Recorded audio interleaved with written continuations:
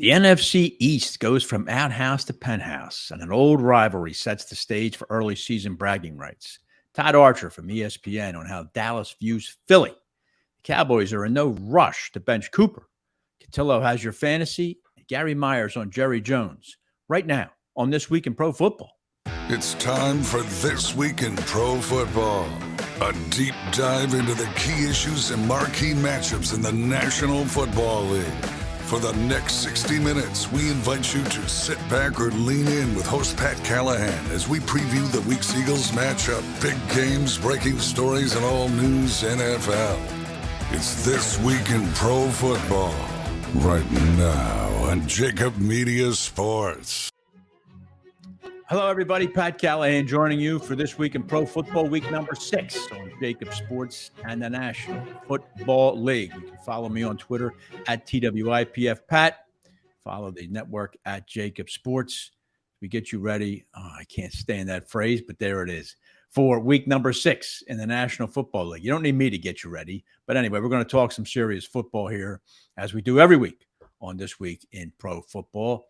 And let's hit some high notes. It is Dallas week, which is always a major football week in Philadelphia, especially coming after let's face it, a desultory win over an Arizona team that might be the most anonymous team in the National Football League. Certainly, I think in the NFC. Nobody knows or cares about Arizona. I think most particularly the people in Arizona.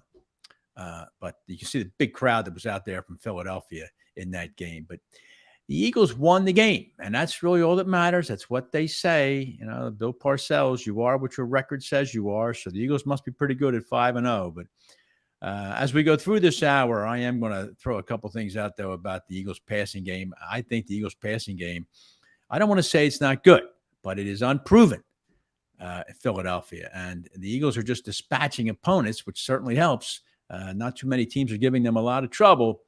But at some point, the Eagles are going to have to go 75 yards down by 4 with 1 or no timeouts left. And that's when the proof's going to be in the pudding. And I don't think we've really seen that yet. But you don't have to see it when you're 5-0. You're playing well. Your defense is outstanding. And your quarterback's not turning the ball over. And that is a recipe for winning. So I don't want to nitpick it. But let's go through some items here from week 6 that certainly caught my eye as we look forward to this weekend's games. The Eagles, I said, obviously it's a big rivalry week. I want to talk to Todd Archer from ESPN, who's filling in for Sao Paulo this week, on how Dallas views this rivalry. Is the rivalry as intense in Dallas as it is in Philadelphia? I think the answer might be not quite as much. Who is the Cowboys' biggest rival? We'll talk to Todd about that and a number of other things relative to this game. The Cowboys dispatched the Rams last week. Not a big deal. The Rams are a mess. 5 Ram offensive linemen on injured reserve. That's about all you need to know there. The Cowboys are playing very well with a backup quarterback who's now 4-0. And all of a sudden, if you remember, when Dak Prescott went down, there was a cacophony amongst the Cowboys and their owner. He'll be back sooner than expected. He's going to be back, and we're going to tape his thumb to his ring finger, and it's going to be great. Now you're not hearing much talk about that at all. All of a sudden, it's very deliberate, and Dak's starting to throw. This guy's 4-0. So the Cowboys don't need to rush Dak Prescott back. They have a very capable backup. We talked about that a couple weeks ago, how vital it is to have that backup quarterback. And Cooper Rush has done a hell of a job for the 4-1 Cowboys, who have won 4 straight games after an opening night loss to Tampa Bay. Big story this week in the NFL was the roughing the passer. All right, so I'm going to be my usual glasses half empty self here in talking about this. There were 2 egregious roughing the passer calls this past week in the NFL.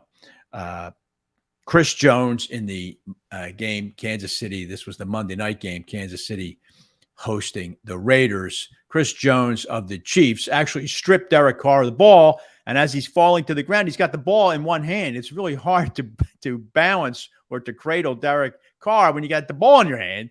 But I still think he made an effort to do it. Nonetheless, our boy Jerome Boger throws the flag, and a turnover turns into a 15-yard gift for the Raiders, led to a field goal and a brief Raiders lead. But you knew Pat Mahomes wasn't going to let that stand. But anyway, an egregiously bad call. The day before, Atlanta visiting Tampa Bay, Tom Brady is sacked by Grady Jarrett, and what he was called for was spinning Brady around. But the way Jarrett, when he got to Brady, there was no other way to bring him down. And I don't think it was that forceful. It certainly wasn't a malicious attempt to injure Brady at all. Flag comes out, and Tampa Bay keeps the ball in what ended up being a very close game, 21-16. Of course, the usual shrieking about how they benefit Tom Brady. The numbers don't bear that out. Through 6 weeks, there have been the number of 24 roughing the passer penalties. Now, remember 6 weeks, that's 80 games. So in 80 games in 6 weeks, in 5 weeks, 80 games in 5 weeks, figure each team throws at least 30 times. So that's 60 passes a game, 80. That's 4,800 passes.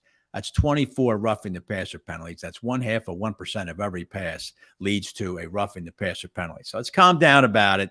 I don't want to hear any talk about, we need new rules. We need another eye in the sky. We need a 18th official who's looking just for roughing the passer. No, they were just two bad calls. As Tom Brady himself said on his SiriusXM show, no one wants any missed calls.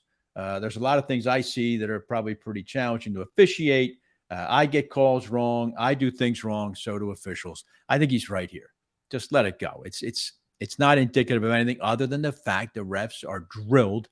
Save the quarterback. Whatever you're going to do, save the quarterback. That's it.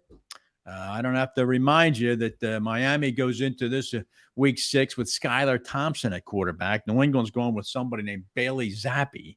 The league does not want to see Skylar Thompson against Bailey Zappi. So that's why the refs pay such close attention to roughing the passer. But yes, two bad calls, and it's unfortunate.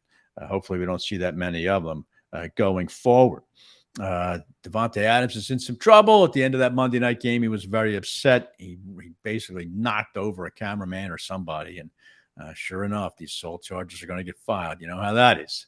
The old movie with Walter Matthau and Jack Lemmon, I think it was called The Fortune Cookie. Well, it just plays out over and over again. So Devontae's going to have to deal with that. So listen, we got an action-packed show for you here tonight or today as we go through the week 6 schedule. Xander, as a matter of fact, I want you to bring that up. Maybe when we talk to Todd Archer, we'll look at the week 6 schedule.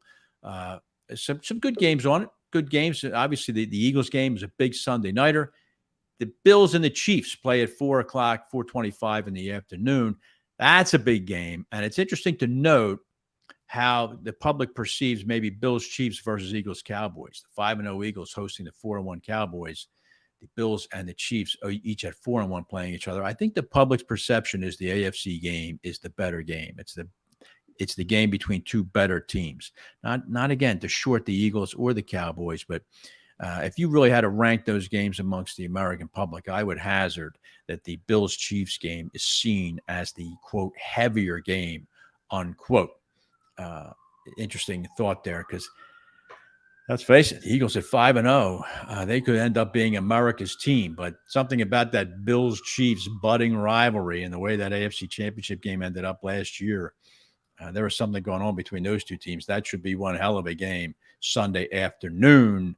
CBS was not going to let go of that game as far as televising it. That's the doubleheader game on Sunday afternoon. All right, Xander, let's get to a break here. When we come back, I'm going to bring in Todd Archer from ESPN Nation and he's the Dallas beat writer for ESPN Nation. So we're going to talk to Todd about this game. How big a rivalry is it in Dallas? What's going on with the Cowboys when we get back on This Week in Pro Football?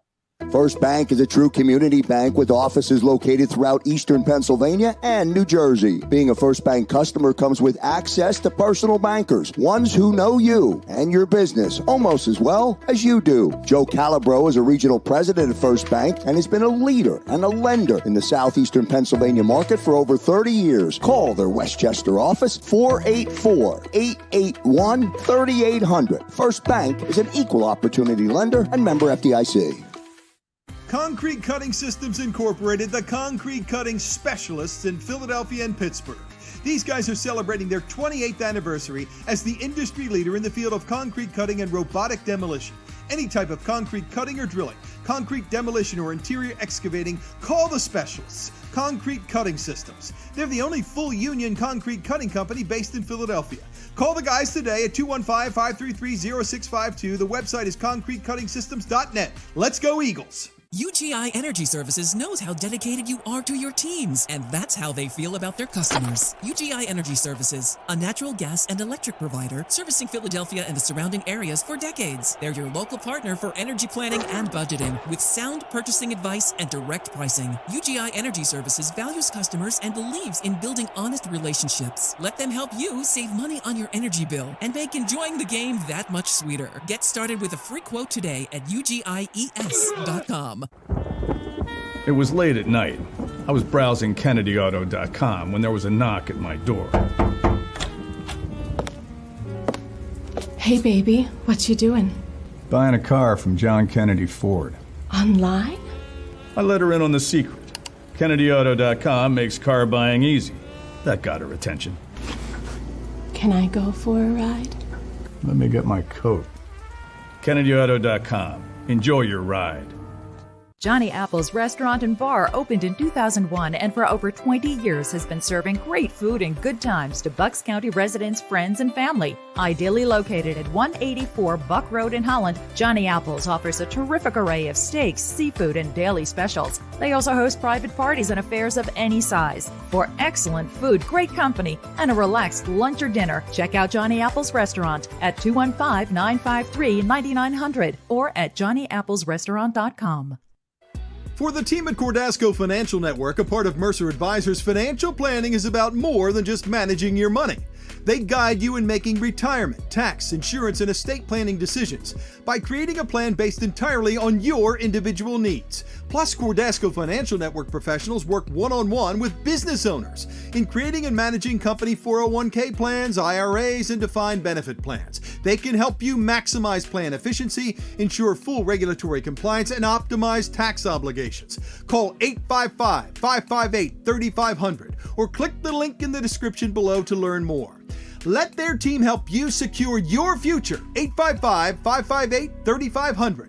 Cordasco Financial Network is a trade name owned by Mercer Global Advisors, an SEC-registered investment advisor. Securities offered through Andrew Garrett Incorporated, which is not affiliated with Cordasco Financial Network or Mercer Advisors. Client experiences vary. Successful outcomes not guaranteed. Cantor, Novak, Beaver & Pike is a full-service CPA firm with offices in PA and New Jersey, offering first-rate accounting, audit, and tax services. They focus on helping clients achieve their business and financial goals, from startup operation to long-term financial planning. For more information, call Terry Cantor or Dan Pike at 215-550-2954 or on the web at cnbpcpas.com. Are you looking for a family-friendly fitness center in the heart of Bucks County? Spring Mill Athletic Club has programs and activities to offer the whole family for every age and season. Group classes, personal training, dance academy, summer camp, and more can be found at this non-intimidating environment. Come tour Spring Mill Athletic Club today and get a free 1-week trial membership. Visit us at springmillathletic.com for more information.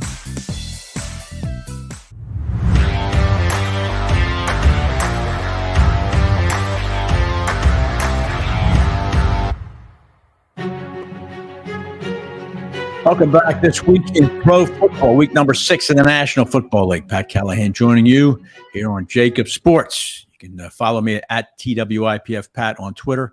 Follow the network at JAKIB Sports. And I want you to follow this guy too, who's I'm very, very pleased to have him join me, and that would be Todd Archer from ESPN Nation.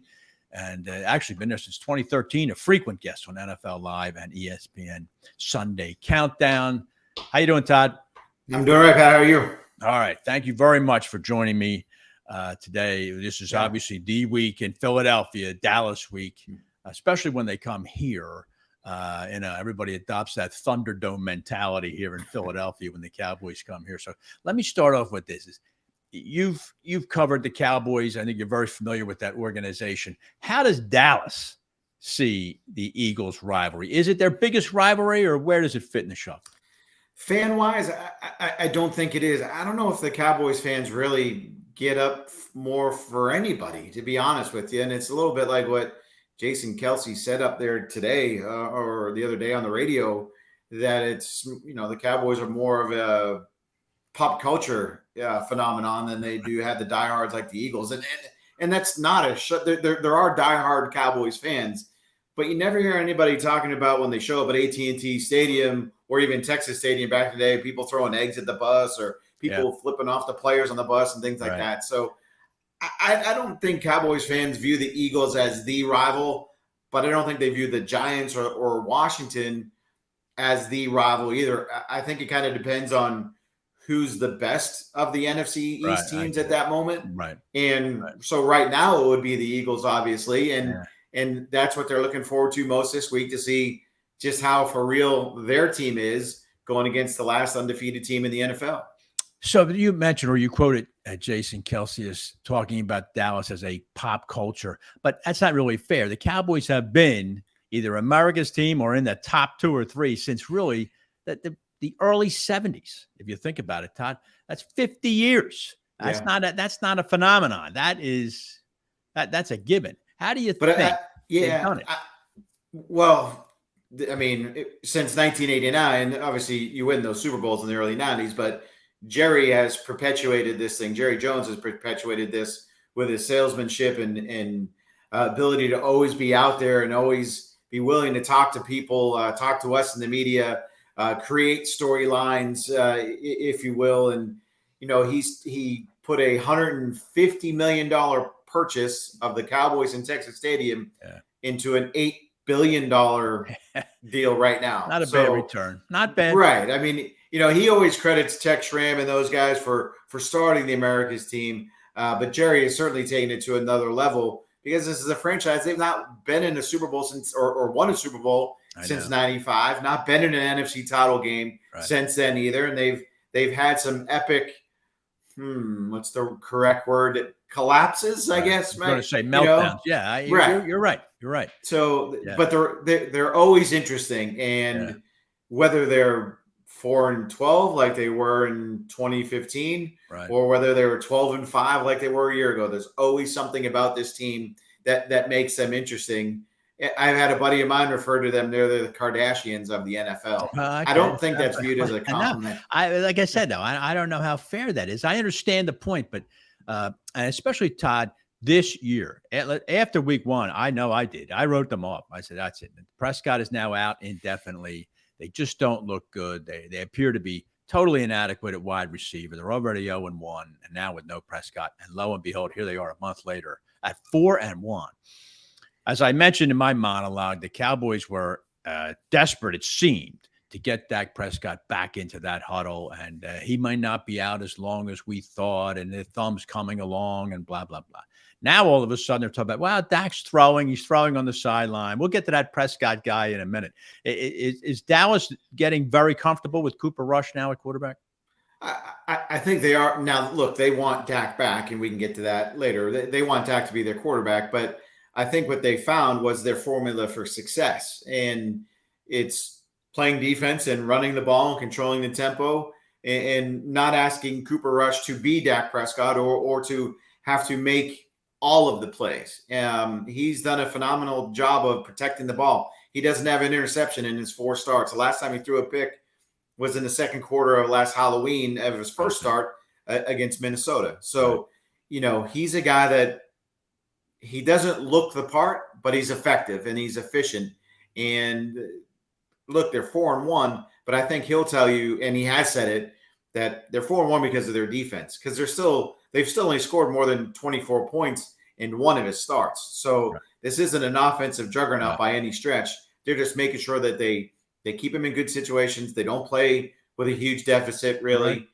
And they're being smart with everything that they're doing. And I think Mike McCarthy deserves some credit for that, but certainly their defense deserves the most credit.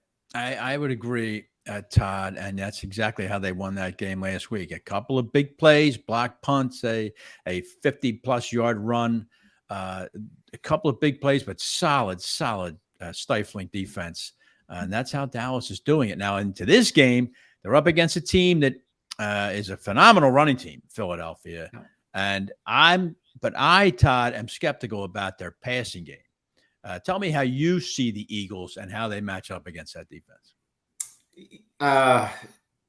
This is a strength versus strength matchup, right? The offensive line, and we'll see how healthy the Eagles' offensive line is against the Cowboys' defensive line in that pass rush. They have the best pass rush win rate in the league for the season, and what they've been able to do. They have 20 sacks. Micah Parsons has 6 of them. DeMarcus Lawrence has 3. Dorrance Armstrong has 4. There's a number of guys that they've been able to get to the quarterback. So how they can protect Jalen Hurts will be a big storyline for this one. But you mentioned the running game a little bit, and I think even Mike McCarthy told us, like, look, if I was going against our defense, I'd try and ram it down their throat. Right. Because of how they line up and how they play. They have been susceptible a little bit to the run. Daniel Jones had 80 yards or 78 yards rushing against him a couple weeks ago. Yeah. Certainly Jalen Hurts is a guy that can run the ball. We know that. Yeah. So that's going to be an interesting matchup and dilemma for the Cowboys as to how they line up and do they keep Micah Parsons as that pass rusher, or they drop him off the ball to be more of a run defender? That's a good luxury to have when you have a guy as talented as him. But how they attack this Eagles defense will go a long way in determining the success that they have. Do they go all out and sell all out to get Jalen Hurts? Right. Or do they follow what Rod Marinelli used to tell us? Hey, we want to keep him in the cup, which keep him in the pocket. Don't let him run out. Don't let him escape. Have a little mush rush. That goes against their MO here a little bit this season. I know. So I'm curious to see what Dan. I know, because this week. If I'm a Dallas fan, I'm thinking about stuff that runs. Make him throw the ball down the field. I'm not saying Hurts can't do it, but so far this season, and some of it's due to the fact the Eagles' schedule is ridiculously easy. He's not had to do it. So it'll be very interesting to see how the Cowboys attack this. One other thing about Hurts, Todd, is he's been the most contacted quarterback in the NFL this year. This is from my buddy Sal Powell pointing out to me that he's been contacted, meaning hit, 84 times this year. The next busiest quarterback is, of course, Daniel Jones at 71. But Hurts continues to get hit, and that's because the ball is so often in his hands. Yeah. Do you think that's a formula the Eagles are going to be able to get away with for an entire season? We'll see. Thankfully, he's only 24 years old, so he can absorb some of those hits. I don't know how much he can last. If you're looking at a decade long, or you just look at like Dak Prescott, I'm sure maybe he wasn't 84 times that he was hit earlier in his career. But look at the punishment that his body's taken as a guy who came in really as I'm not going to say he was a runner before a passer, but he could do a lot of things on the run and open the things up that way. Obviously, he's been hurt here the last couple seasons. Not because he's running the ball, but he was a guy that has taken a lot of hits. For me, with Hurts, it is that dual action that makes him such a threat, yet also exposes him too. But I will say against the Cowboys, right? He's had 2 starts against the Cowboys. He's been intercepted by them 4 times. It's more picks against by the Cowboys than any other team against him. Yeah. Of course, he's not had A.J. Brown in that game. And we'll see, how the Cowboys match up with Trayvon Diggs, and if they have him follow around Smith or Brown, or just keep it simple and just, hey, wherever they line up, they're just going to play their corners on him. Yeah. But, this is if you're Jalen Hurts or you're an Eagles fan, you'll find out more about him this week. It was interesting in the locker room today. DeMarcus Lawrence said, I don't know how good he is. He hasn't played us yet. I thought that was an interesting comment. Yeah, he hasn't played us yet. Well, anyway, they don't lack for confidence, certainly. All right, Todd, last question is, I mentioned again in my monologue that I was comparing this game to the Buffalo-Kansas City game, which is going to be played earlier on Sunday. And my perception, Todd, is that the Bills-Chiefs game is seen as a heavyweight fight. That's it. That's a 12-rounder. Used to be 15, but that's a 12-rounder for a heavyweight belt. Whereas I don't know if the Eagles-Cowboys game, even though the records are just as good, if not a little bit better, is perceived the same way. How do you see it? Well, I think you go to the playoff game that those teams had last January, how that ended, the expectations for both teams coming in, both quarterbacks, Allen and Patrick Mahomes, certainly among the top 3 in the league. So it's a quarterback-driven league, as we know. I do think, this Eagles-Cowboys game is probably more for the football nerd types that love line play and all that. Yeah. Not that there aren't some exceptional players out there: CeeDee Lamb, Zeke Elliott, Tony Pollard, AJ Brown, Devontae Smith, Dallas Goedert on their side. So, but this one is really like a trenches game, where to me the Bills and Chiefs game, the Bills and Chiefs game is about their quarterbacks. And Josh Allen pressing the ball down the field, using all the receivers. He's got more 20+ passes than anybody in the league. And then you got Patrick Mahomes to show more touchdown passes, the tight ends and running backs. Obviously, Kelsey's brother with 7 of them, had 4 of them on Monday night. Yeah. So that I would say, if you're the casual fan, maybe you want Bills Chiefs. Yeah. But if you're like the diehard football guy that loves it when it gets dirty and muddy, then it might be Eagles and Cowboys. I wouldn't be surprised if the Bills Chiefs game doubles the point total of Eagles Cowboys. I do think you're right. I think that's going to be a low scoring game. First to 20 kind of wins these NFC East games. That certainly could be the case in that game. And it's going to set the stage early for the NFC East. I think it's a big game. It is. Philadelphia wins. They get 2 games ahead of Dallas. If Dallas wins, then they're calling the shots at that point in the NFC East. It's a big game. And I certainly appreciate you, Todd, stepping in here. Thank you very much. Thank you. Is there anything, Todd, that anybody can we follow you anywhere? Can we track you, what you're doing on social media? Yeah, at Todd Archer on Twitter. That's probably the biggest one in the main one, but I'll just have to send Sal Pal some kind of check because he said those nice things about me to you. So I'll make sure I send him some money. That check will get cashed in 5 minutes, Todd. So make sure the money's in the bank. All right, listen, I appreciate it, Todd. Thank you very much. You got it. Thank you. All right. Todd Archer joining me. Xander, before we go to break here, let me get my trivia question out here. Todd, by the way, Todd's visit with us was presented by First Bank in New Jersey. My trivia question, presented by the great folks at Kennedy Ford. Last week's answer, somebody got it, was I asked the question was, who in the last 10 years has scored the most touchdowns? Well, the answer was Antonio Brown, who scored 84, which happened to be his number with Pittsburgh before they threw him out of town. Okay, this week's question, since I was talking about penalties earlier, here's what I want. I want the first person who can tweet to either me at TWIPF Pat or tweet the network at JAKIB Sports in the correct order.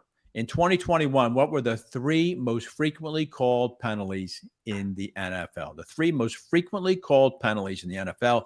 If you could get them to me in order, you'll win a fabulous This Week in Pro Football long sleeve t-shirt, not available in stores. When we get back, who do I have? I've got the great Tony Cutillo, Jigsaw, my arch nemesis, is going to join us. We're going to talk some fantasy football, what's left of my team on This Week in Pro Football. First Bank is a true community bank with offices located throughout eastern Pennsylvania and New Jersey. Being a First Bank customer comes with access to personal bankers, ones who know you and your business almost as well as you do. Joe Calabro is a regional president of First Bank and has been a leader and a lender in the southeastern Pennsylvania market for over 30 years. Call their Westchester office, 484-881-3800. First Bank is an equal opportunity lender and member FDIC. Concrete Cutting Systems Incorporated, the concrete cutting specialists in Philadelphia and Pittsburgh. These guys are celebrating their 28th anniversary as the industry leader in the field of concrete cutting and robotic demolition. Any type of concrete cutting or drilling, concrete demolition or interior excavating, call the specialists. Concrete Cutting Systems. They're the only full union concrete cutting company based in Philadelphia. Call the guys today at 215-533-0652. The website is concretecuttingsystems.net. Let's go Eagles! UGI Energy Services knows how dedicated you are to your teams, and that's how they feel about their customers. UGI Energy Services, a natural gas and electric provider servicing Philadelphia and the surrounding areas for decades. They're your local partner for energy planning and budgeting with sound purchasing advice and direct pricing. UGI Energy Services values customers and believes in building honest relationships. Let them help you save money on your energy bill and make enjoying the game that much sweeter. Get started with a free quote today at ugies.com. At Whistler Pearlstein LLP, we assemble the most effective team to handle all of your legal needs. There are players and pretenders, but our hustle and heart set us apart. In practice now for over 75 years, we're proud to be one of the most prominent full-service law firms in the Philadelphia region. We offer 17 different areas of practice, including business, corporate, and tax education law, real estate, zoning, and land development, municipal law, and litigation. Our top-rated attorneys and staff are laser-focused on client success. We strive to provide outstanding legal counsel with the highest level of care and consideration. Let us show you the Whistler way. Learn more at WhistlerPearlstein.com or email Michael J. O'Donohue at mod@whistpearl.com. WhistlerPearlstein.com or mod@whistpearl.com. It was late at night. I was browsing KennedyAuto.com when there was a knock at my door. Hey, baby, what you doing? Buying a car from John Kennedy Ford. Online? I let her in on the secret. KennedyAuto.com makes car buying easy. That got her attention. Can I go for a ride? Let me get my coat. KennedyAuto.com. Enjoy your ride. Johnny Apple's Restaurant and Bar opened in 2001 and for over 20 years has been serving great food and good times to Bucks County residents, friends, and family. Ideally located at 184 Buck Road in Holland, Johnny Apple's offers a terrific array of steaks, seafood, and daily specials. They also host private parties and affairs of any size. For excellent food, great company, and a relaxed lunch or dinner, check out Johnny Apple's Restaurant at 215-953-9900 or at johnnyapplesrestaurant.com.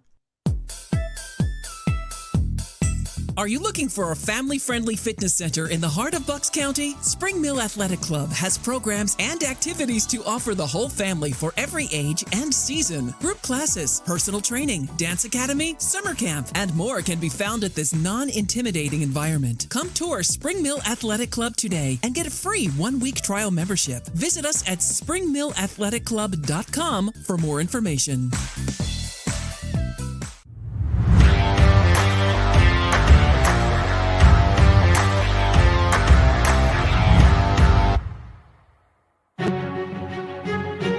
Welcome back this week in pro football. Todd Callahan joining you here on JAKIB Sports as we roll through the National Football League Week 6. And let me bring my arch nemesis on here to talk about the grisly underside of fantasy football. That would be Jake Saul himself, Tony Cutillo. How you doing, Tony? I'm great, Pat. The question is, how are you doing? I know you can't wait to ask that every week, and you know the answer. It's amazing, Tony. I have been winning fantasy championships. Now, I know you think my league was the Flintstone League. I know, dinosaurs. Because we value touchdowns more than, a guy gained 8 yards. He gets 62 fantasy points for an 8-yard run. I know all about your leagues. But it's just frustrating this week. This season, anyway, there's, Tony, a ton of receivers. Even though you and I talked about the fact it's a receiver league this year. But, boy, there seems to be a ton of them who are performing miserably in terms of fantasy football. I mentioned like the Denver receivers, even a guy like Debo, I think. All the guys that I have, A.J. Brown or Deontay Johnson or it seems to me, Tony, a handful. The Kelce's, the Devontae Adams, are dominating, and a lot of other guys are struggling. Yeah, listen, a lot of those names you mentioned were from quarterback play, right? Except for A.J. Brown, right? I mean, A.J. Brown, we just got to figure out why he only got 3 catches in the first half and was disappeared in the second, right? But besides that, all the guys you mentioned, it's a quarterback issue. Debo, listen, they had the quarterback issue with Trey Lance, and then all of a sudden you got Jimmy G comes back into the fold, so you got to get used to that. Denver, now you see Russell Wilson with the tear and the lat tear, the tendon tear now they're saying. And, does that bode well for Portland Sutton? Jerry Jeudy was hurt. So this is just a league where, all these offensive coordinators and coaches are just trying to do so much. They just got to get so cute, right? They got to get cute with the playbook, and you're throwing all these different guys out and you're going, wait, who just scored that touchdown? Never even heard of that guy, right? Yeah, it's crazy. I know, you're right. You're right. It's difficult to get a handle on. I just think it's the type of year, Tony, where if you've got a couple of those guys, even a guy like a Mike Williams with the Chargers, he's having a big year. because he's become, Keenan Allen out, he's become a mainstay now for Justin Herbert. If you've got a couple of those reliable guys, the Buffalo, look at Gabe Davis, as you called it last week. He comes out with an unbelievable, a 90-yard touchdown before the national anthem's finished. Gabe Davis owners have already won their game. I couldn't wait to text you too. I know, but it's, of course, I don't have them. Of course not. I don't know. I just traded him away. Right? I sold high on Gabe Davis. Oh, so you traded him after Sunday.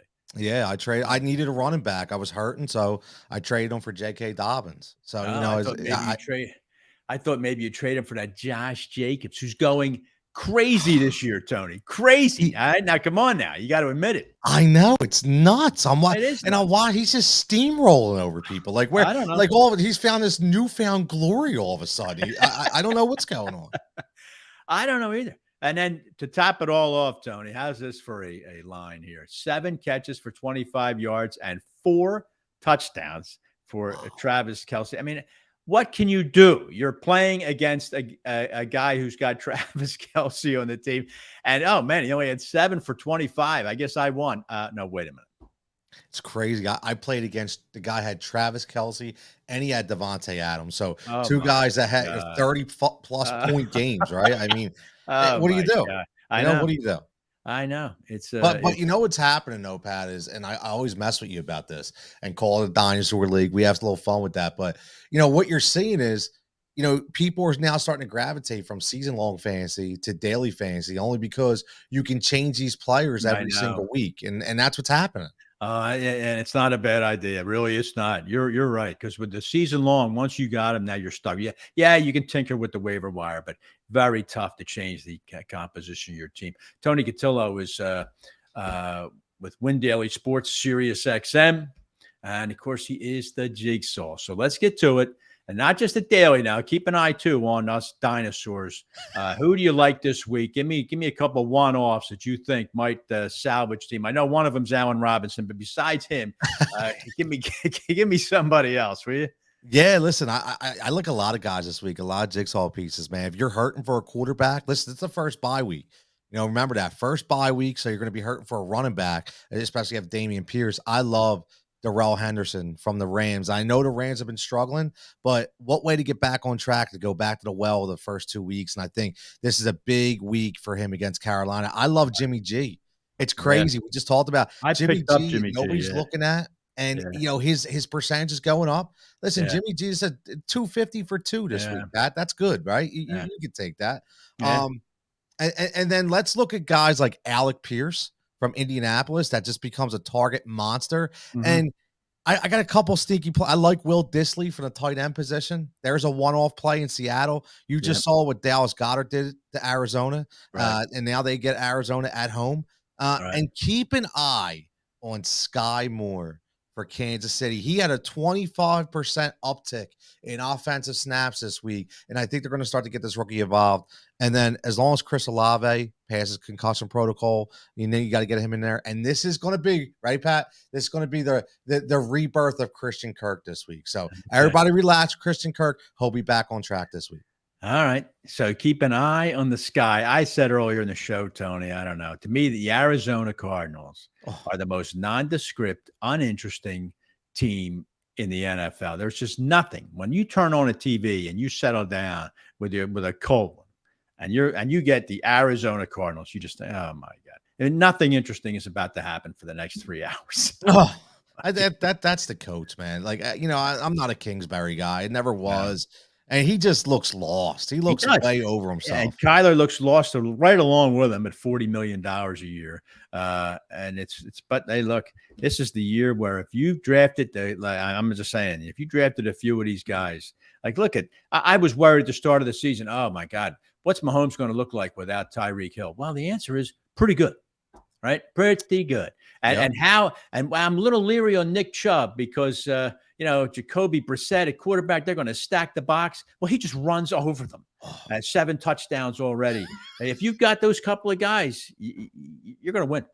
Yeah, listen, and you know what that goes by, Pat? It goes by sometimes, the tiebreaker for me is looking who the offensive play caller is and who the coach is. No matter what, Nick Chubb, no matter if it's Brissett, doesn't matter, stacking the box, it's Stefanski. He's going to run the crap out of the ball. And Andy Reid, you just know he's going to put these little monikers in, right? These strategic plays, and boom, there you go. Travis Kelce, 4 touchdowns. I know. Hilaire's tackled at the 1-inch line. So, of course, that's it. We got to throw. I mean, we got to throw. I mean, because it looked like it was a touchdown. No, it's not. So now you're way back at the 1-inch line. You got to throw it. That cost me my parlay too. That cost me my SGP. How about that? I'm not surprised, but one of these weeks in your jigsaw pieces, you're going to mention a guy that's on my fantasy team. I know it. It's just going to be an accident. You're going to do. I'm going to stop the show right there. Okay, as soon as you do it. No doubt. Allen Robinson, 2 touchdowns this week for the Rams. What do you think of that, Tony? Listen, you know what's going to happen? One of those weeks is going, and everybody's going to jump on a bandwagon, and he's going to give you crap for the next 4 weeks after that. You know what I mean? I know.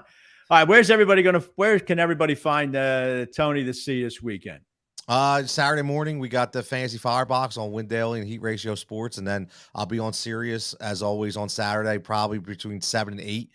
Co-hosting as well, and then doing a Sunday Night Football thing for Win Daily Sports, a showdown lineup. So, and Monday to Thursday on Judge Jigsaw, got final judgment.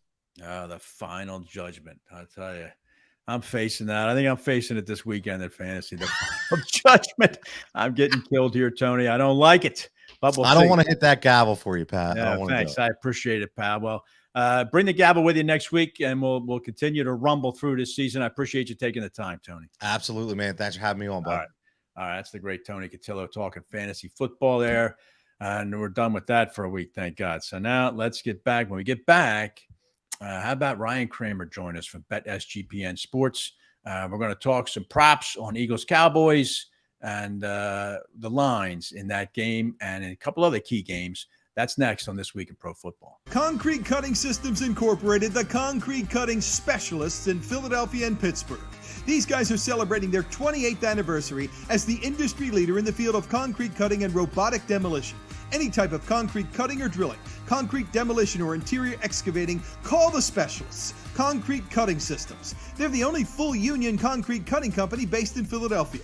Call the guys today at 215-533-0652. The website is concretecuttingsystems.net. Let's go Eagles.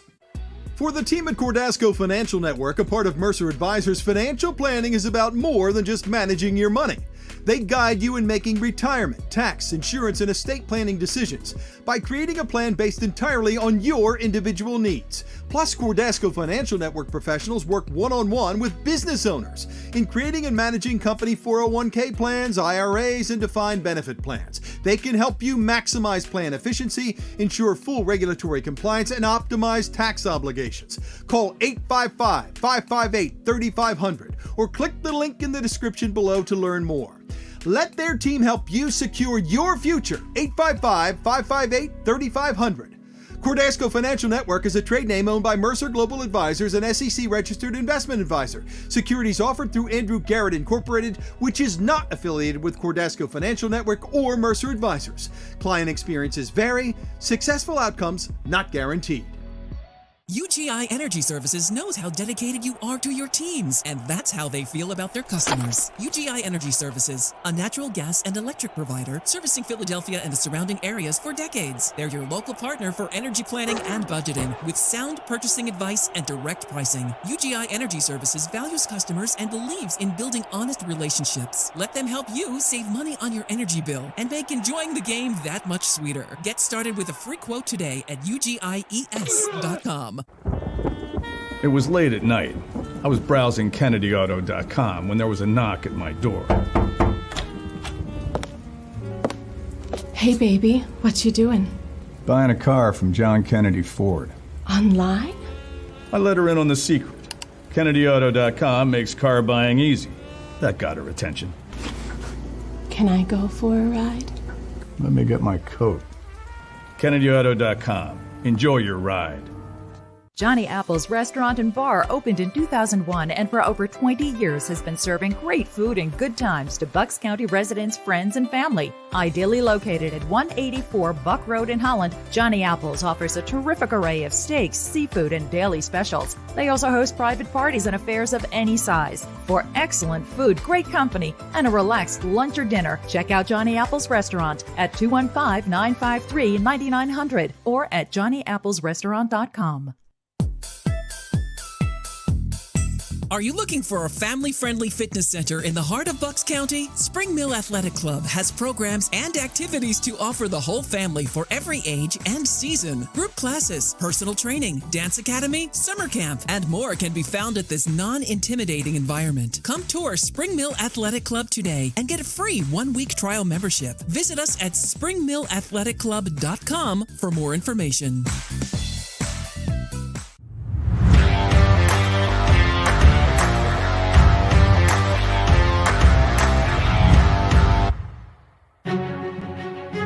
Welcome back to This Week in Pro Football. Pat Callahan joining you on JAKIB Sports as we rumble through Week 6 in the National Football League. And I'd like to bring on my next guest, and that would be Ryan Kramer from SGPN Sports.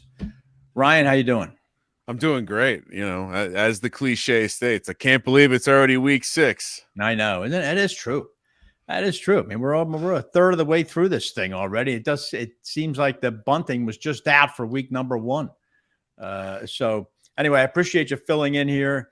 Ryan, thank you very much for Sean Green, who's wandering off. Did he ever return from Arizona, or did he actually come back, or is he he's on a full walkabout. He returned from the game in one piece. Of course, they crushed the hex of him and his co-host of the Die Hard Eagles podcast, watching a victory together, and now he's off wandering in the beautiful green of Oregon.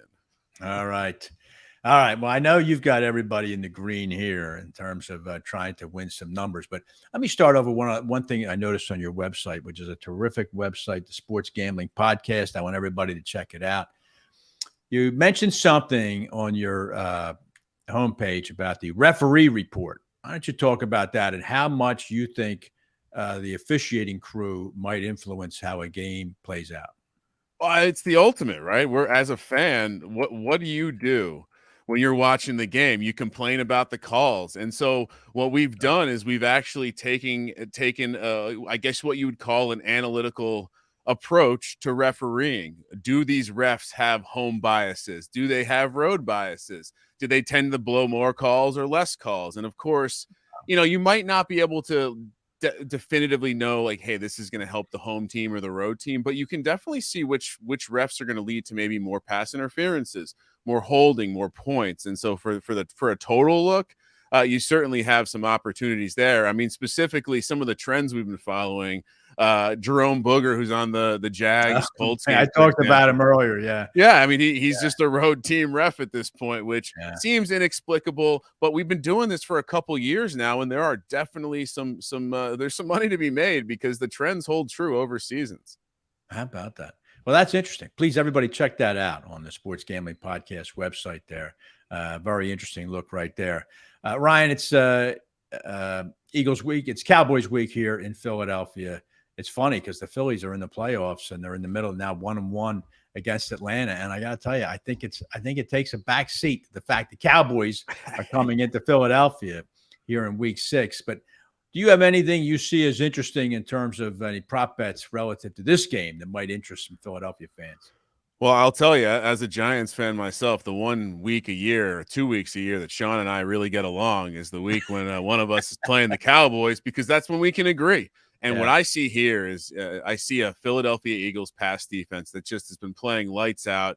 Of course, losing Bradbury from my Giants, he's an absolute stud. He's really, really transformed that passing defense. So the first thing I would look to is Cooper Rush. Under 219.5 passing yards. This is an elite Philadelphia Eagles passing unit, only giving up 189 yards per game. And when you look at how Cooper Rush has performed, he's performed insanely close to the average of the team he's going against. So he did well against Washington. He did well against Cincinnati, 2 poor defenses. But when he faced even the lowly New York Football Giants and their top 10 yards against defense. He That's went so low. under the total. So I love the under here. I think under the lights in Philly, the crowd is going to be out of control. This is the real test for the undefeated backup.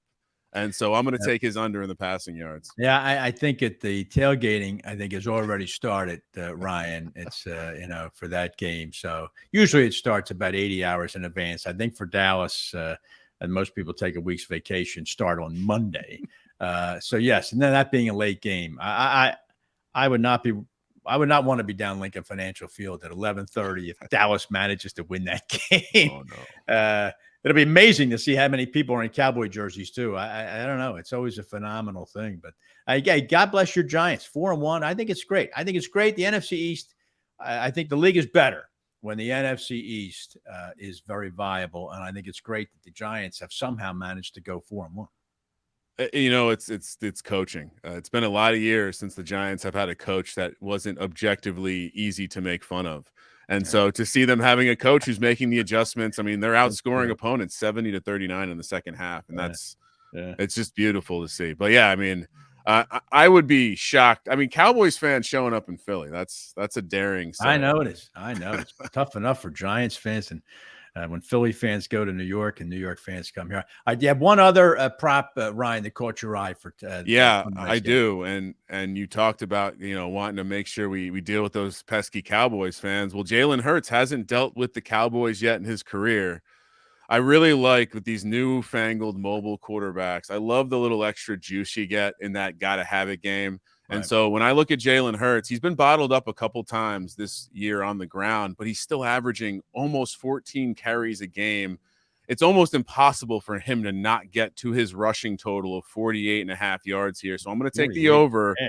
I also think that, he's their goal line back, but he's also got the ball in his hands every play. And I think he hears the media saying, hey, you haven't beaten the Cowboys yet. You're having a great year. You're kind of silencing some of the doubters, but you got to be a true Eagle. You got to beat the Cowboys. So huge spot here for him. And I think he lets his legs do some of the work. He's been letting it happen. As a matter of fact, earlier in the show, Ryan, I was talking about the fact as Sal Powell was kind enough to send to me, he's the most hit quarterback in the NFL. And not because the offensive lines are letting guys through, but it's because he always has the ball in his hands. So it'll be interesting to see if he continues that trend. All right. By the way, Ryan Kramer brought to you by the great folks at UGI here. All right, Ryan, let's get to some picks. I was 3-0 last week. I think that's why Sean Green's not here, because I went 3-0. But that notwithstanding, I still want to give you the con. So just give me three quick games that you like. I see you can go on this website here, the Sports Gambling Podcast. Ryan Kramer has his own column, and you can go right down there and take a look at it. But why don't you give me three you like this week? So, it's one of those weeks. There are a lot of spots where I think your average bettor might be like, this is really disgusting. I don't want to be in a situation where I'm betting on this team. Right. And I'm going to take you to one of those spots, and it's betting on Matt Ryan coming off a game where the whole world told us how bad that was, the worst football game we ever watched. Oh, yes. Well, now they're coming home, and they're taking on a Jacksonville Jaguars team who I think potentially a little overvalued in the marketplace based on some early wins. We kind of wanted to blame the weather in Philly for the poor performance, but now another week later, it looks maybe like that's the team. And so what we're looking at here is just a historical trend. The AFC South has these weird transitive properties that just hold true. Week 1, we were talking about how the Jags have won 8 straight against the Colts in Jacksonville. Well, the Colts have won 8 out of 9 at home in Indy against the Jags. And so it's one of these auto plays. It looks like Taylor's going to be back, and the number is short of 3. So I don't care really how bad Matt Ryan has played. I think they run the ball, they play a little defense. And frankly, Trevor Lawrence has only won the one career road game. And that was that weird game against the Chargers earlier this season. Yes. So yeah, I'm not exactly looking to bet on Trevor Lawrence on the road, catching only a couple points. So I'm going to lay the 2 points with the Colts. All right. What else you got? All right. Patriots. I know they're rolling out a third-string quarterback, but Bailey Zappi did just finish a college career where he set the all-time passing record and broke Joe Burrow's mark. Now he takes to the road, and they are catching 2.5, 3 points against the Cleveland team that just was in an absolute strange game against the Los Angeles Chargers. Here's the catch. Bill Belichick has done really well against teams that he has on his I hate this team list. The New York Jets and the Browns and are the on Cleveland there. Browns. Yeah, Browns are on there. Belichick is almost 80% straight up in those games. So he's catching a couple points here. He's really good against relatively one-dimensional offenses. And oh, by the way, Cleveland's pretty bad against the running back. We just saw what Eckler did. I think Ramondre Stevenson has an absolute crusher of a game. And in fact, on top of taking the Patriots plus 2.5, if you're able to find a spot to take Ramondre Stevenson to score 3 touchdowns, you can get 30 to 1 there. That's a fun little prop I like this weekend. All right. Throw me one more. One more. All right. So I'll get even grosser here. The Miami Dolphins rolling out Skylar Thompson. Fun trend we've been tracking on the Sports Gambling Podcast.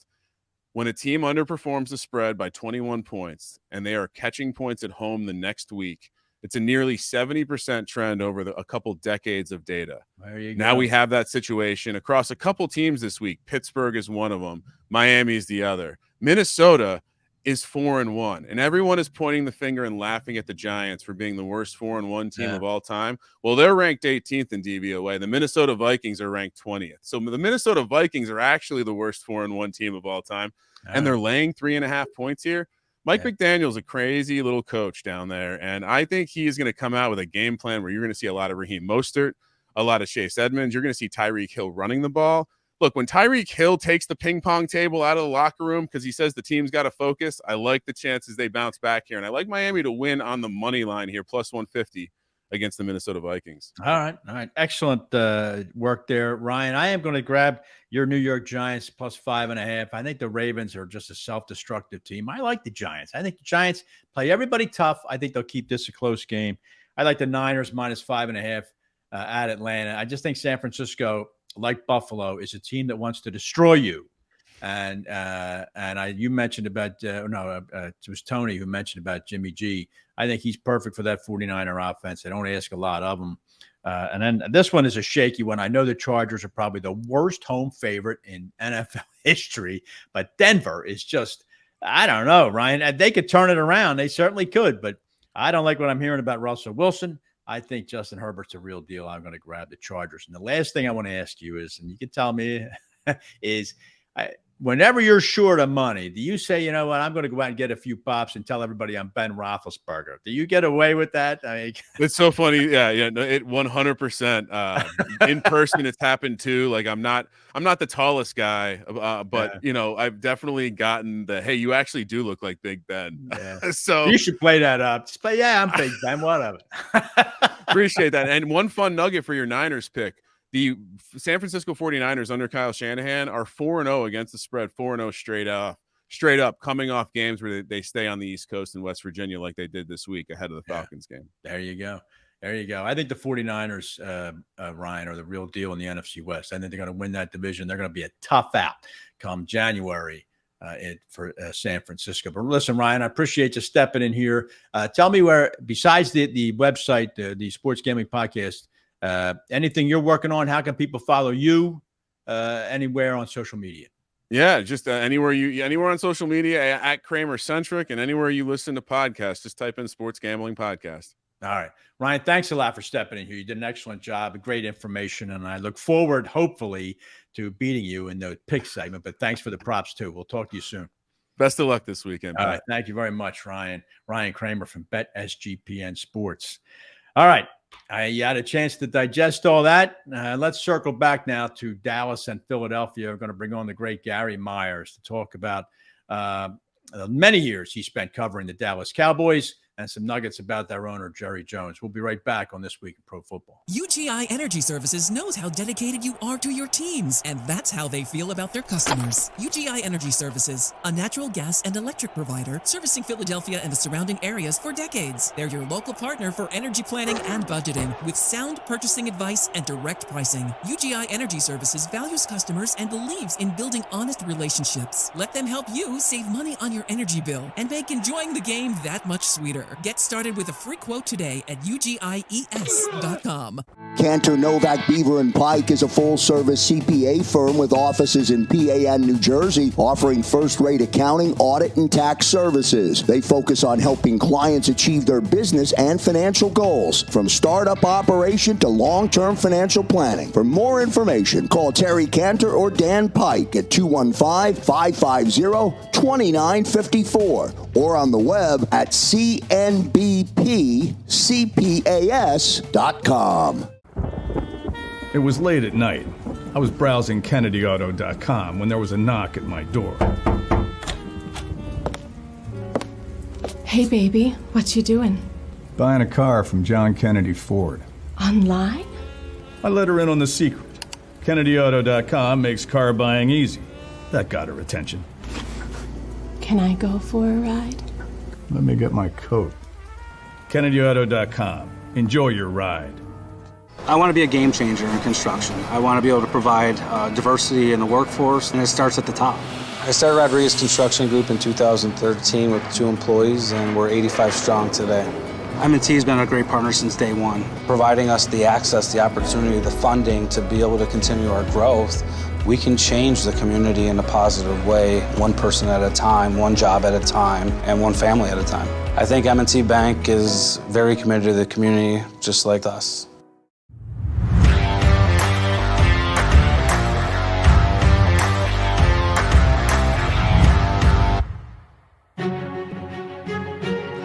Welcome back this week in pro football. Pat Callahan joining you here on JAKIB Sports. Let me bring on my esteemed colleague, Hall of Fame elector, the author of Brady versus Manning, and how about them Cowboys? It is Dallas week here in Philadelphia, so let's welcome in Gary Myers. Gary, how you doing? Are the fans getting a little excited about this game, Pat? I can't imagine. Gary, I mentioned earlier that because your Mets crashed and burned in a fiery pier. Unbelievable. Now I'm a Phillies fan. I hate the Braves. I'll even root for the Phillies. It's such a shame in baseball. You play 162 games, you play extremely well, and then all of a sudden, it's just two games, 3 games, it's gone. Puff, it's over. It's a very very unforgiving sport. But I think the Eagles Dallas as a phenomenon actually is crowding out the fact that Phillies are in the second round of the Major League Baseball playoffs. Yeah, I mean, football is king. Yeah, in just about every city. I will say this: in New York, where we had the Mets and now the Yankees starting up, and the Giants and Jets are doing well, baseball is still overshadowed football here. Yeah. Yeah. In these parts, we're used to the football season being over before the baseball season. So this is an unusual. It really is. What an unusual fall. 4-1 Giants and the 3-2 New York Jets. Each team with a tough game, Gary, this week. But let me circle back here to the Eagles and the Cowboys. I know you covered the Cowboys for a number of years with the Dallas Morning News, and of course, you wrote that excellent book, How About Them Cowboys, which I recommend to everybody here watching the show. Why don't you just talk for a little bit about Jerry Jones? And I'm going to start you off with this way. Does Jerry Jones belong in the Hall of Fame?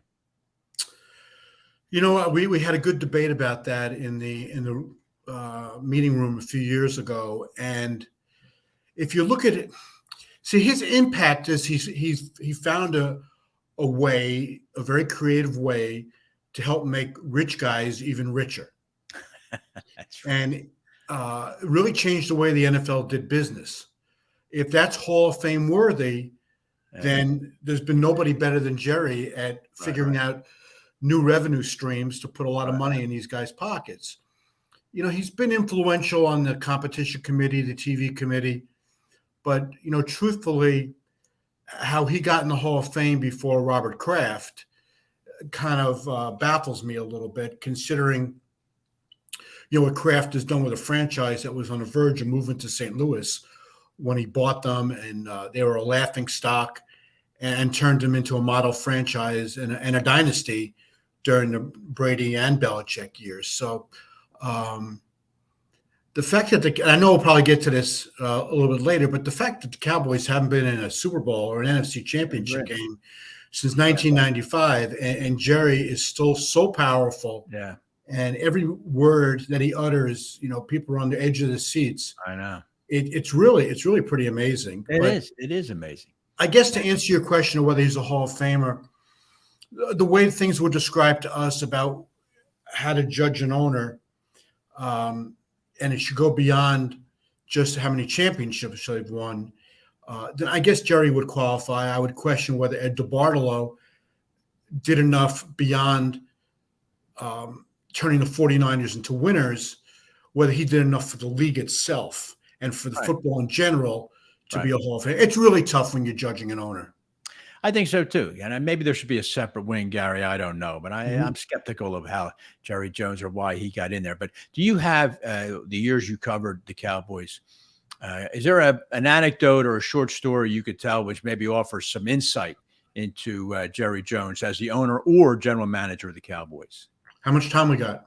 Well, I know that we could probably do a separate show on this, but just give me a quick one. Well, I mean, I was there. I overlapped with him for about 4 months between the time he bought the team and I moved back to New York in 1989. And, my first memory of him is the day that he bought the team, and we termed it the Saturday Night Massacre. Right. That's he closed the deal on a Saturday morning, flew with Tex Schramm on his private plane down to Austin where Tom Landry was playing golf. And although Bum Bright, who we bought the team with, had offered to fire Landry, right? So it wouldn't be, blood on Jerry's hands, and Bum would have enjoyed that because he absolutely despised Tom Landry. I think Landry ignored him for most of their. Oh my God, it was brutal. Yeah. But I'll give Jerry credit that he wanted to do it in person and felt it was his responsibility. And then the point of the story is, so he flies back to Dallas. We're all waiting around in Valley Ranch where the Cowboys had their offices then, for Jerry and Tex to fly back from Austin. And, by the time they got on the plane, flew down there, got Landry off the golf course, Jerry tried to find a soft landing spot, to break the news to him. At that point, everybody knew that Tom was fired anyhow. Right. He flew back. So it was probably like 8:00 at night before that press conference started. Right. And Jerry was acting like it was the first night, it was Christmas Eve, that he's the happiest guy I've ever seen. While Schramm is standing off to the side looking like somebody died. Right. The folks in Dallas who, for the last 2 years of the Landry regime, wanted him fired, were begging Tex to fire him, calling up radio shows. The game has passed them by. We got to get a new coach. Ironically, Tex had called Jimmy Johnson in 1988 and said, can you come in as a defensive coordinator and you'll be the coach in waiting because I'm trying to get Landry to retire. And Jimmy didn't want to do that. And then obviously the next year he winds up getting a head coaching job. But my point is, Pat, that everybody in Dallas, and I'm not exaggerating here, everybody, 95% of Cowboy fans wanted Landry to retire, but they wanted Schramm to be the one that forced the retirement. Right. When Jerry came in and did exactly what the fans wanted, right? Going, who's this hillbilly from Arkansas firing our coach? Yeah, that's right. Yeah. So it was very hypocritical on the fans' part, and it was a rough beginning. Yeah. For Jerry, as it is now, because they haven't won in a century. Yeah. But I had Todd Archer from ESPN on the show earlier, Gary, and I asked Todd, and I'll phrase the same question to you, which is that it was Tex Schramm who christened the Cowboys as America's team, but this goes back almost 50 years. Well, actually, Pat, it was NFL Films that did that. Yeah, that's true. You're right. You are right about that, but it was under Schramm. Schramm was, I think, I'll give him the credit for being the guy who he embraced it, latched onto, and helped to create this Cowboy mystique. And yet, through 50 years, they still are probably the dominant marketing team in the NFL. How do you think they do it?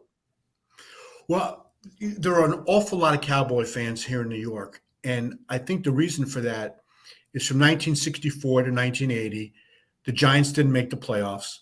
And other than the Jets one year, with Joe winning the Super Bowl, the Jets were not a Super Bowl contender. And a lot of fans then jumped off the ship.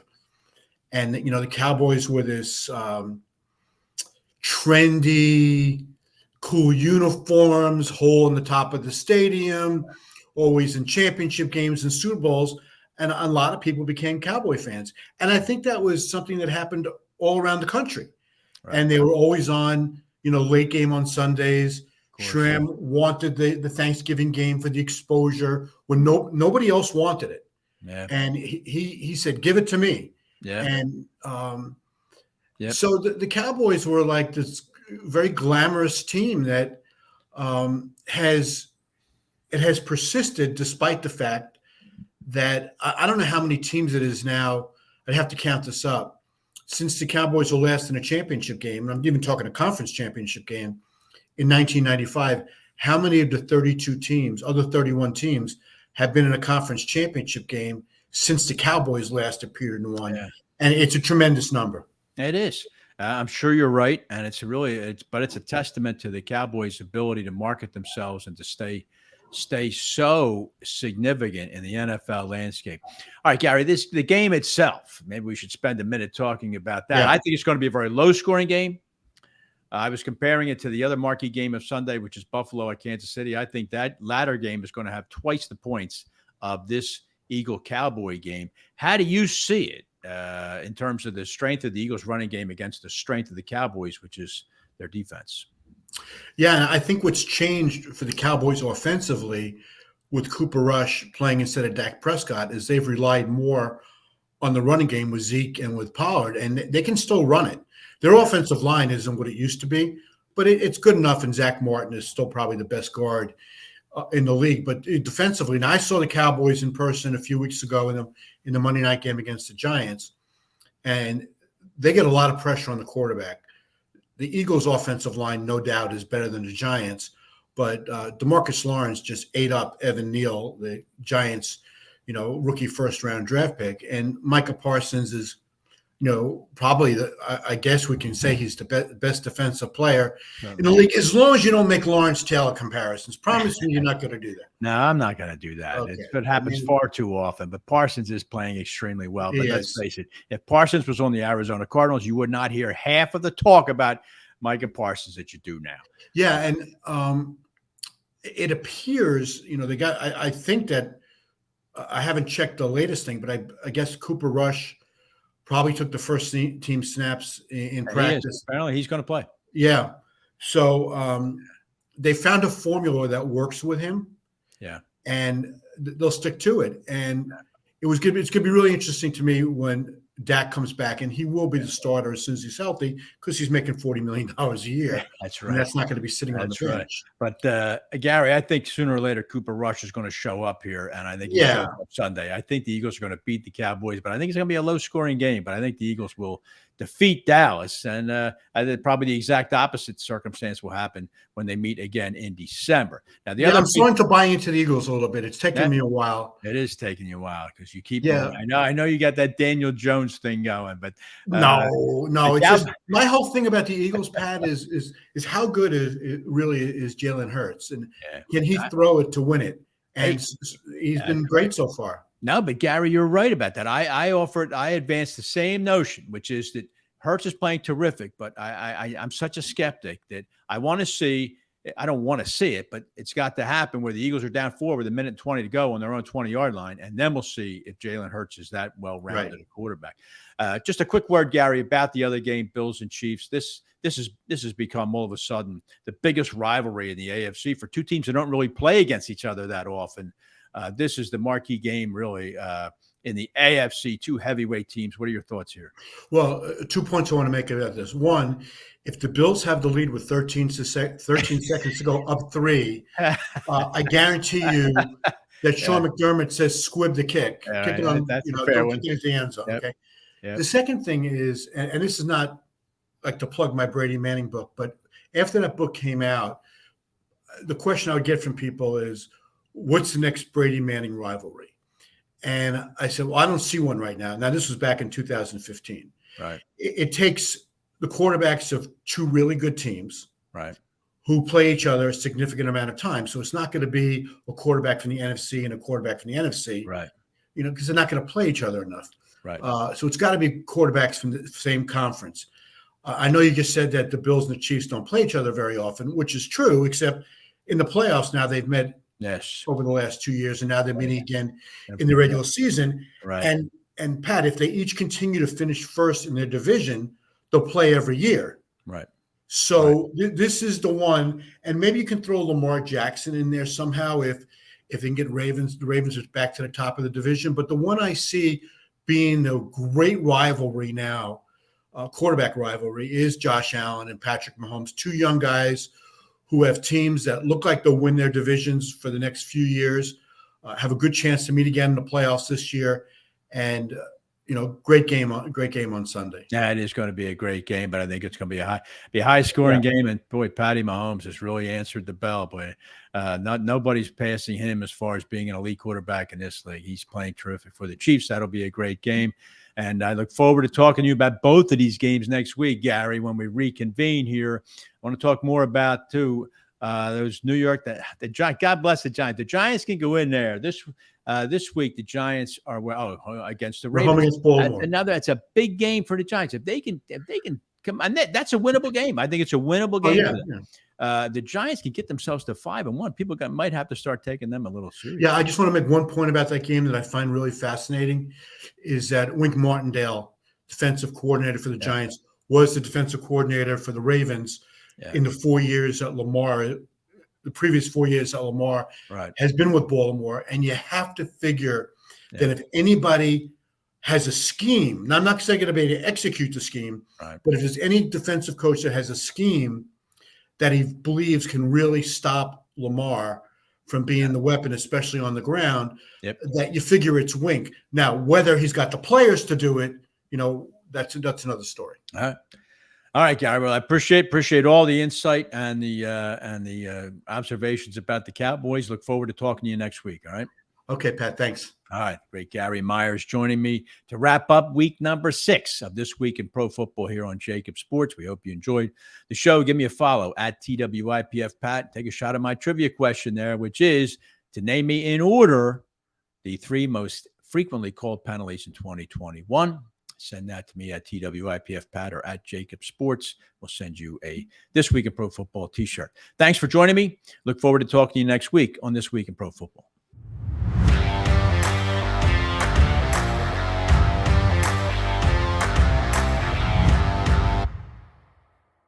I want to be a game changer in construction. I want to be able to provide diversity in the workforce, and it starts at the top.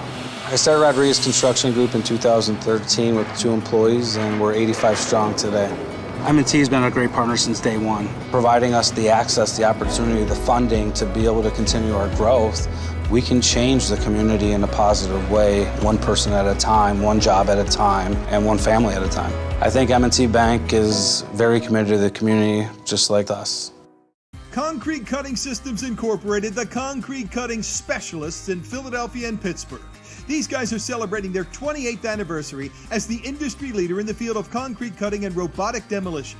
Any type of concrete cutting or drilling, concrete demolition or interior excavating, call the specialists. Concrete Cutting Systems. They're the only full union concrete cutting company based in Philadelphia. Call the guys today at 215-533-0652. The website is concretecuttingsystems.net. Let's go Eagles. UGI Energy Services knows how dedicated you are to your teams, and that's how they feel about their customers. UGI Energy Services, a natural gas and electric provider servicing Philadelphia and the surrounding areas for decades. They're your local partner for energy planning and budgeting with sound purchasing advice and direct pricing. UGI Energy Services values customers and believes in building honest relationships. Let them help you save money on your energy bill and make enjoying the game that much sweeter. Get started with a free quote today at ugies.com. It was late at night. I was browsing KennedyAuto.com when there was a knock at my door. Hey, baby, what you doing? Buying a car from John Kennedy Ford. Online? I let her in on the secret. KennedyAuto.com makes car buying easy. That got her attention. Can I go for a ride? Let me get my coat. KennedyAuto.com. Enjoy your ride.